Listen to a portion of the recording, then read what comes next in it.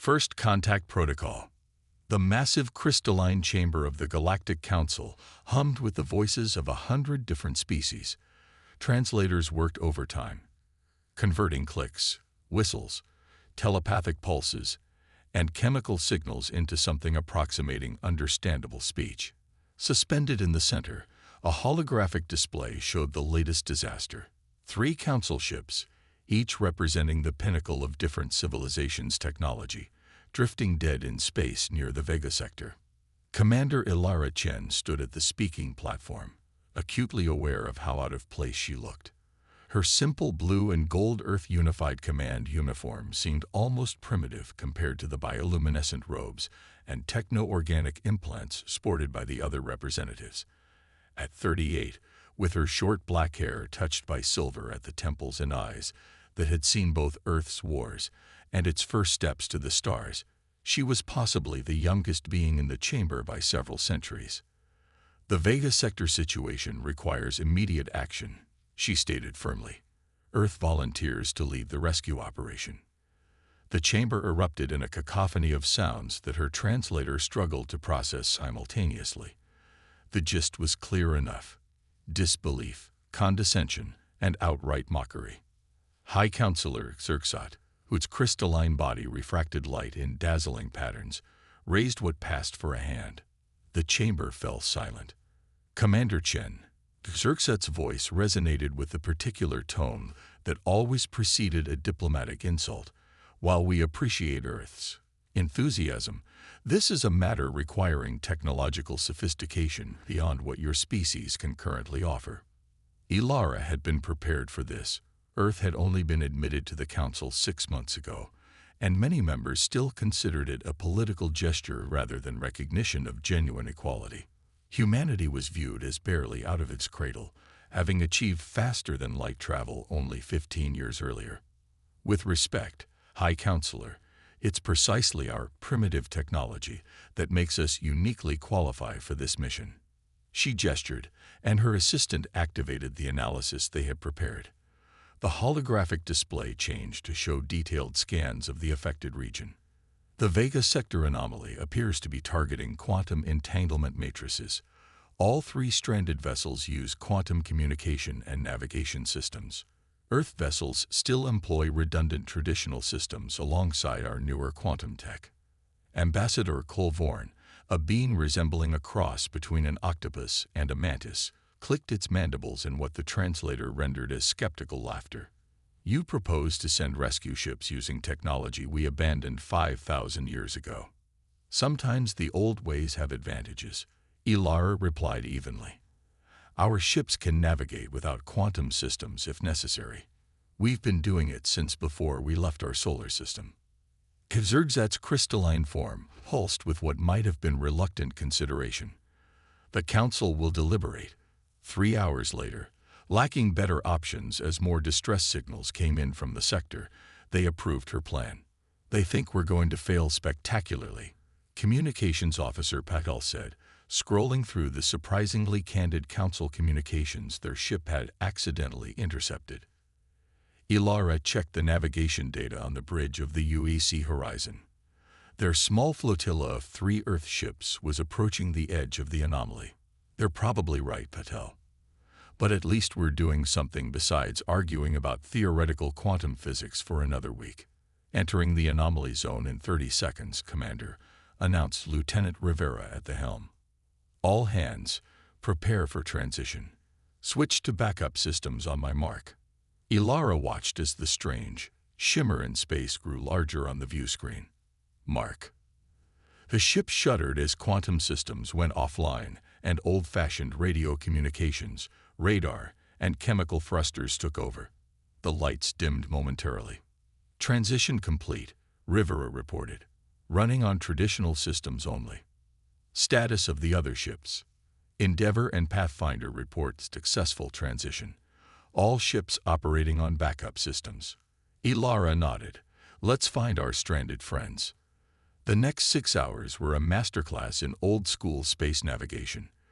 Without the usual quantum positioning that made modern star travel so precise, they were effectively sailing by compass and stars, using visual confirmation and mathematical calculations that would have been familiar to naval captains centuries ago. They found the first Council ship, the Silurian vessel Eternal Wisdom, adrift near a small planetoid. Its crystalline hull, normally pulsing with internal light, was dark and lifeless. "Life signs?" Ilara asked. Science Officer Mackenzie looked up from her scanner. "The entire crew is in some form of suspended animation. Their biological systems appear to have shut down to minimum preservation levels when the ship's main systems failed. Can we establish communication?" "Negative, Commander. Their systems are completely unresponsive." Ilara made a quick decision. "Prepare boarding teams. Let's see if we can jumpstart their systems manually." The Silurian ship's interior was a marvel of crystalline engineering, but it was also completely dark. The Earth boarding teams moved through its corridors with old-fashioned flashlights, looking absurdly primitive amidst the advanced technology. "Their quantum core is completely offline," Chief Engineer Okafor reported, examining the main engineering section. "It's not damage. It's as if something has disrupted the quantum field itself." "Can we restart it?" "Not directly. But," Okafor paused, thinking, "we might be able to establish a power transfer using our conventional systems, enough to reboot their emergency protocols." It took 4 hours of improvisation, including physically connecting cables between the human and Silurian ships, something that hadn't been done in interstellar vessels for generations. But eventually they managed to provide enough power to activate the emergency systems. The Silurian crew began to revive slowly, their crystalline forms gradually regaining their inner light. When their captain, a being named Shalar, finally regained consciousness, their first reaction was one of confusion. "Humans, you rescued us with cables and chemical rockets. Sometimes the old ways are the best ways." Ilara replied with a slight smile. They repeated the process with the other 2 stranded vessels, a Medusan collective ship and an Arcturian research vessel. Each time, the alien crews seemed equally baffled and somewhat embarrassed to be rescued by what they considered primitive methods. But it was during the examination of the Arcturian ship that they made the breakthrough discovery. "Commander, I think I know what's causing the anomaly," Science Officer Mackenzie reported excitedly, pointing to her readings. "It's a quantum resonance cascade, originating from that nearby pulsar. It's disrupting higher-order quantum fields within a specific frequency range, precisely the range used by standard Council quantum technology. And our systems use a different frequency." "No, ma'am. Our systems are just too basic. They're like trying to jam a radio with a rock. Our technology is so fundamentally different that it's unaffected." Ilara couldn't help but smile at the irony. "So our primitive systems are actually our advantage." "Precisely. And I think we can use that to our advantage. If we position our ships at these coordinates and generate a counter-resonance field using our conventional shield generators." The plan was audacious, involving precise positioning of all 3 Earth vessels to create a triangulated field that would disrupt the quantum anomaly. It required calculations done partially by hand, coordination without quantum communication, and a level of improvisational engineering that had the alien observers watching in fascination. "Firing shield generators." "Now," Okafor announced. The view screen showed a ripple effect spreading outward from their ships, intersecting with the anomaly. For a moment, nothing seemed to happen. Then, gradually, the shimmer in space began to dissipate. "It's working," Mackenzie exclaimed. "The anomaly is collapsing. All rescued ships report their quantum systems are coming back online," Patil added. As the anomaly finally disappeared completely, leaving normal space behind, Ilara sent a message back to the Galactic Council. "Mission accomplished. All vessels secured, returning to Council space." The responses began flooding in almost immediately. Surprise, congratulations, and a few messages that seemed almost disappointed that the humans had succeeded. "They still don't get it, do they?" Patil said quietly. "No, Ilara replied, watching the stars on the view screen as their quantum drives re-engage. But they will. The human equation. 2 weeks after the successful Vega Sector rescue, Commander Ilara Chen found herself once again standing before the Galactic Council. This time, however, the atmosphere in the crystalline chamber was markedly different. There was no mockery or condescension, only a strange, uneasy silence. The Council recognizes Commander Chen of Earth. High Counselor Sirksot announced, their crystalline form pulsing with subdued colors that Ilara had learned to recognize as concern. Thank you, High Counselor. I've come to discuss the findings from our mission and propose recommendations for preventing similar incidents in the future. Before you proceed, interrupted Ambassador Tolvok of the Silurian Confederacy, the Council wishes to discuss a matter of security. Ilara noticed the subtle shift in the chamber, representatives leaning forward, secondary sensory organs extending, attention suddenly razor-sharp. Security, she inquired. The holographic display activated, showing images from the rescue mission. Specifically, the improvised methods the human teams had used to restart the stranded vessels. These techniques, Tolvok continued, mandibles clicking rapidly, they involve physically manipulating quantum cores without specialized equipment. Such knowledge is concerning. Ilara frowned. We were performing emergency rescue operations. Indeed. Tolvok's compound eyes gleamed, and in doing so, your species demonstrated an alarming ability to improvise potentially dangerous solutions using minimal technology. The Council has been analyzing this tendency. The display changed to show various human achievements throughout history. Primitive humans crafting tools from stone, the Wright brothers' first airplane, the Apollo lunar landing, and more recent innovations. Your species consistently achieves results with significantly less advanced technology than would be predicted by our developmental models. Sirksot explained. This capacity for what you call innovation is unprecedented. Ilara suddenly understood the strange atmosphere. It wasn't respect she was sensing. It was fear. You're afraid of us, she stated bluntly, despite being technologically behind almost every species here. Not afraid, corrected Ambassador Kravorn. Concerned, the Vega Sector incident has highlighted a pattern we had not fully appreciated.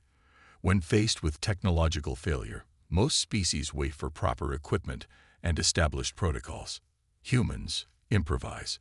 You create solutions with whatever materials are at hand, often bypassing centuries of safety procedures. That's called problem solving, Ilara replied. It's kept us alive on a planet that tried to kill us at every turn. Precisely, Tolvok interjected.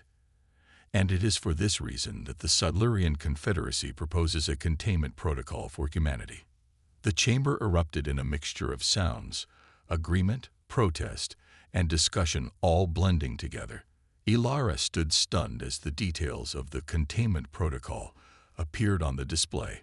Restrictions on human space travel, technological development caps, mandatory council observers on Earth vessels, and more.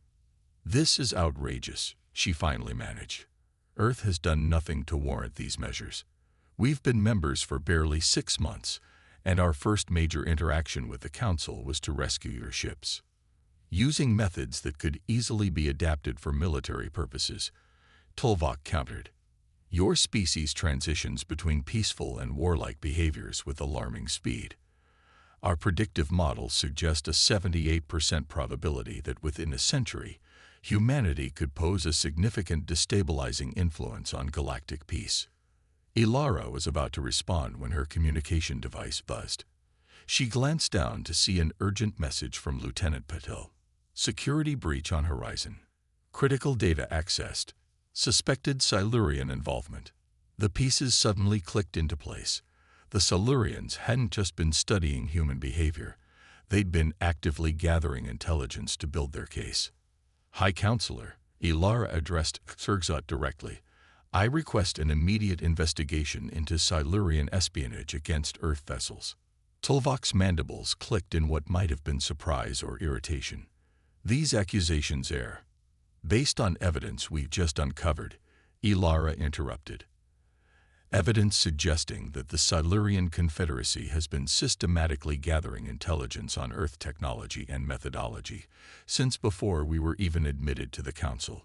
She activated her own data display, showing logs from the UEC Horizon's security systems, logs that had been quietly compiled by Patel over the past few months, documenting suspicious access attempts and data breaches.